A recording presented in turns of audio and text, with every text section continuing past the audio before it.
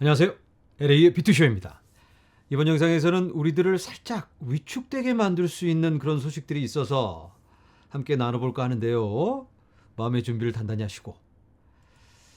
자, 판사는 테라폼 사건을 기각하기 위한 동의를 거부하고 립플의 결정에 동의하지 않습니다. 립플의 결정에 동의하지 않는다. SEC가 테라폼 랩에 소송을 걸었습니다. 그런데 테라폼에서 보니까 립플 소송 결과 얼마 전에 발표된 립플 XRP는 증권이 아니야? 거래소에서 판매된 건 증권이 아니고 XRP 자체는 증권이 아니다. 이러한 결정을 아날리사 토레스 판사가 내려줬습니다. 땅 하고. 그래서 테라폼도 같은 논리로 그러면 우리들이 발행한 코인도 증권이 아니지. 우리는 무죄다. 이렇게 주장을 했는데 이 판사가 그걸 거부하고 테라폼의 주장을 거부하고 립플의 결정에 정확하게는 립플 소송의 결정을 내린 토레스 판사의 결정에 동의하지 않는다. 이런 발표를 해버렸습니다.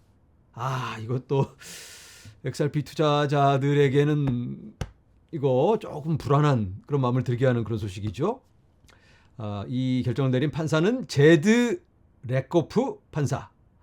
이 판사는 증권거래소의 립플에 대한 결정과 상충되는 하위 테스트에 대한 자세한 해석을 제공했습니다.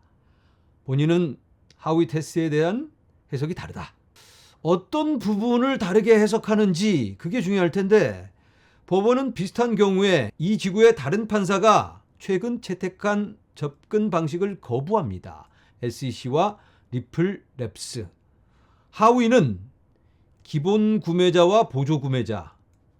이 해석을 정확하게 하자면 기관 판매와 개인 판매를 구분하지 않습니다.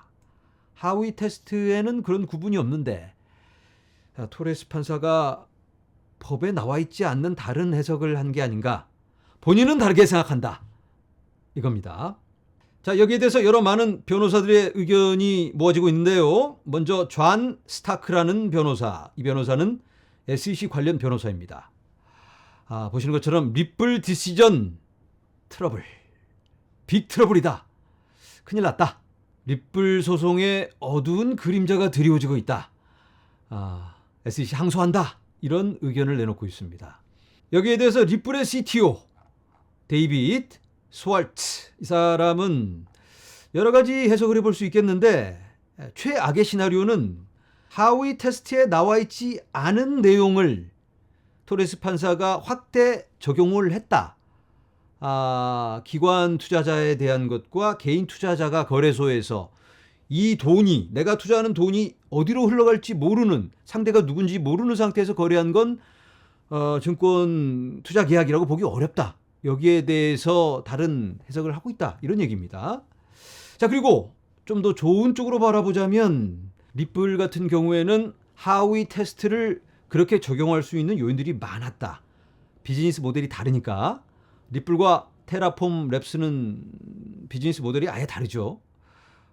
테라폼 같은 경우는 결국은 자금이 돌아서 테라폼 생태계로 들어와서 앵커 프로토콜을 통해서 이게 리사이클이 되는 그런 모델이기 때문에 결국은 그물이 그물이다.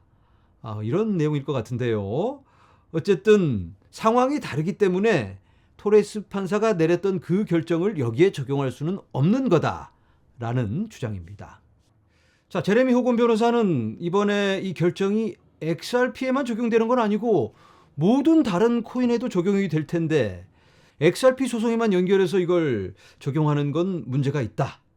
너무나도 중요한 문제입니다. 자, 립플의 변호사 스튜어트 알데로티. 이 사람은 오렌지 농장의 오렌지 그리고 포도주 농장의 포도주가 증권일 수는 없죠. 증권이 아닌 상품을 박스에 넣어서 그 박스를 어떤 투자 계약을 맺어서 판매한다면 계약이 될 수는 있겠지만 오렌지가 포도주가 증권일 수는 없다. 아주 본질적인 접근입니다. 이게 가장 중요한 겁니다. 리플 소송의 결과 오렌지가 증권이 아니고 포도주가 증권이 아니고 초코파이가 증권이 아니다. 그게 핵심일 텐데요.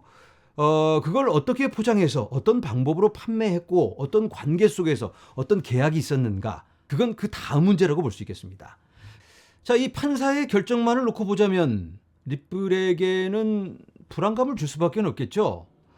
자, 그런데 중요한 게 이 사람이 이렇게 땅땅 결정을 내린다고 리플 판결문이 바뀌는 게 아니에요. 토레스 판사의 판결이 뒤집어지는 게 아니다. 적어도 고등법원에 가서 뭔가 또 다른 결정이 내려질 수도 있겠지만 아직 멀었습니다. 그런 결과가 나오려면 2년은 더 남았고, 그리고 지금 이 사람이 어떤 의미에서 토레스 판사와 동의하지 않는다 이런 말을 했는지는 불분명합니다. 또 다른 코인에는 어떻게 적용될지 알 수가 없습니다. 그래서 여러 판사들의 또 추가적인 결정들 이런 것들이 모여서 어떤 방향을 잡아갈 수가 있겠고, 더 중요한 건 바로 의회에서 결정을 내려줘야 되는 겁니다. 의회에서 하위 테스트 집어쳐, 이제부터는 이렇게 결정한다 라고 정해줘야 되는 건데 지금 그러한 움직임이 벌어지고 있잖아요. 여러 법안을 발의하고 상정하고 결정을 내리고 하원에서 통과가 되고 지금 상원으로 또 올라가고 이러면서 대선은 다가오고 있고 결정을 내릴 수밖에 없는, 이제는 계속 미룰 수는 없는 그런 상황에 우리가 들어가고 있습니다.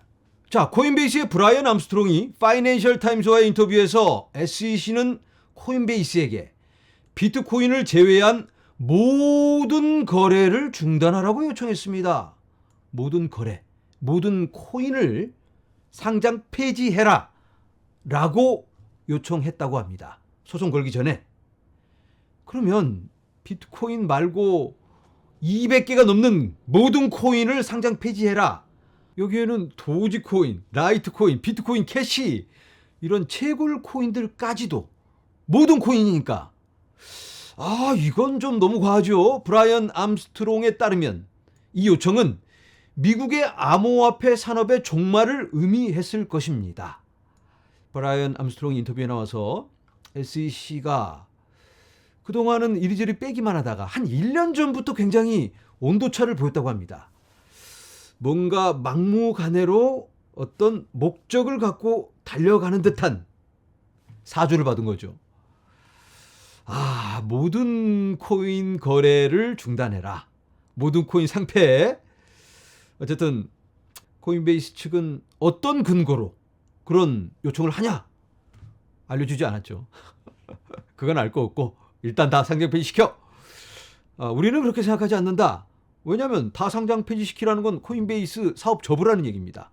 그리고 코인베이스 S1 파일링 보고 코인베이스가 어떤 코인을 취급하는지 다 본 다음에 퍼블릭에 나스닥에 상장시켜주고 나서 갑자기 야 그거 안 돼. 다 상장 폐지. 이게 말도 안 되는 거죠. 너무 자연스럽지 않은 태세 전환, 어떤 사주가 있었다. 보나마나 백악관이나 또 엘리자베스 워런이 또 와서 속닥속닥 귀에 대고 했겠죠. 참 음흉한 SEC 같아요. 자, 그런데 코인베이스 측에서도 약간 부담을 느꼈던지 이 코인베이스는 SEC가 비트코인을 제외한 모든 것을 상장 폐지하라고 말했다. 이건 맥락에서 벗어났다. 우리 브라이언 암스트롱 사장님이 파이낸셜 타임즈에서 SEC가 무시무시하게 막 그렇게 얘기를 했다라고 말씀을 하셨는데 아마 사장님이 약간 흥분해서 그렇게 얘기한 것 같은데 그 정도까지는 아니고 겁박을 준 건 아니고 그런 의미로 얘기를 했다. 이 정도로 받아들여 주시기 바랍니다 하고 살짝 꼬리를 내리는 듯한 물타기를 하는 듯한 그런 입장을 발표합니다.